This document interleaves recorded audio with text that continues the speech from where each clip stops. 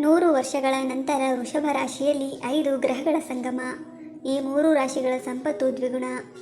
ವೈದಿಕ ಜ್ಯೋತಿಷದ ಪ್ರಕಾರ ಪ್ರತಿಯೊಂದು ಗ್ರಹಗಳು ನಿರ್ದಿಷ್ಟ ಮಧ್ಯಂತರದಲ್ಲಿ ರಾಶಿಯನ್ನು ಬದಲಾಯಿಸುತ್ತವೆ. ಕಾಲಕಾಲಕ್ಕೆ ಅವು ಇತರ ಗ್ರಹಗಳೊಂದಿಗೆ ಯೋಗಗಳನ್ನು ರೂಪಿಸುತ್ತವೆ. ಆ ರೀತಿಯಲ್ಲಿ ಪಂಚಗ್ರಹಗಳ ಸಂಯೋಗದಿಂದ ಪಂಚಗ್ರಹ ಯೋಗ ಉಂಟಾಗುತ್ತದೆ. ಈ ಯೋಗ ವೃಷಭ ರಾಶಿಯಲ್ಲಿ ಬುಧ, ಶುಕ್ರ, ಸೂರ್ಯ, ಗುರು ಮತ್ತು ಚಂದ್ರರ ಸಂಯೋಜನೆಯಿಂದ ರೂಪುಗೊಂಡಿದೆ. ಈ ಯೋಗ ಮಂಗಳಕರವಾದ ಉಪಯೋಗವಾಗಿದೆ. ಈ ಯೋಗದ ಪ್ರಭಾವ ಎಲ್ಲ ರಾಶಿಗಳಲ್ಲೂ ಕಂಡುಬಂದರೂ ಕೆಲವು ರಾಶಿಗಳಿಗೆ ಈ ಯೋಗ ತುಂಬ ಅದೃಷ್ಟವನ್ನು ನೀಡುತ್ತದೆ.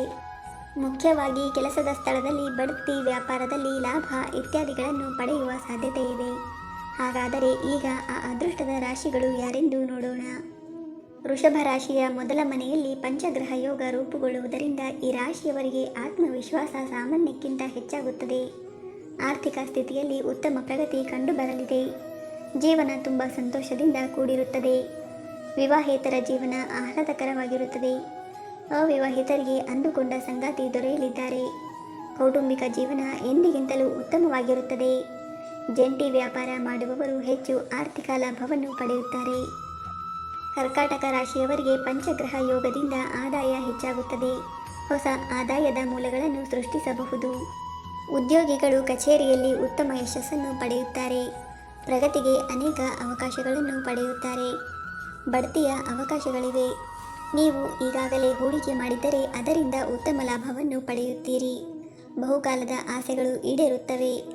ಷೇರುಪೇಟೆ ಲಾಟರಿಯಲ್ಲಿ ಹೂಡಿಕೆ ಮಾಡಿದರೆ ಲಾಭ ಪಡೆಯಬಹುದು. ಸಿಂಹರಾಶಿಯವರಿಗೆ ಪಂಚಗ್ರಹ ಯೋಗ ಕೆಲಸ ಮತ್ತು ವ್ಯವಹಾರದಲ್ಲಿ ಅಧಿಕ ಲಾಭವನ್ನು ತರುತ್ತದೆ. ಉದ್ಯೋಗಾಕಾಂಕ್ಷಿಗಳಿಗೆ ಉತ್ತಮ ಉದ್ಯೋಗ ದೊರೆಯಲಿದೆ. ಉದ್ಯೋಗಿಗಳಿಗೆ ಬಡ್ತಿಯ ಅವಕಾಶವಿದೆ. ಕಚೇರಿಯಲ್ಲಿ ಉನ್ನತ ಅಧಿಕಾರಿಗಳೊಂದಿಗಿನ ಸಂಬಂಧ ಮೊದಲಿಗಿಂತ ಉತ್ತಮವಾಗಿರುತ್ತದೆ. ವಿದೇಶಕ್ಕೆ ಹೋಗುವ ಆಸೆ ಇದ್ದರೆ ಅದು ಈಡೇರುತ್ತದೆ. ಉದ್ಯಮಿಗಳು ವ್ಯಾಪಾರದಲ್ಲಿ ಅನಿರೀಕ್ಷಿತ ಲಾಭವನ್ನು ಪಡೆಯುತ್ತಾರೆ. ಸ್ನೇಹಿತರೆ, ಮಾಹಿತಿ ಇಷ್ಟ ಆಗಿದ್ದರೆ ದಯವಿಟ್ಟು ವಿಡಿಯೋವನ್ನು ಲೈಕ್ ಮಾಡಿ. ಹಾಗೆ ನಮ್ಮ ಚಾನಲ್ಗೆ ಸಬ್ಸ್ಕ್ರೈಬ್ ಆಗೋದನ್ನು ಮರಿಬೇಡಿ. ಧನ್ಯವಾದಗಳು.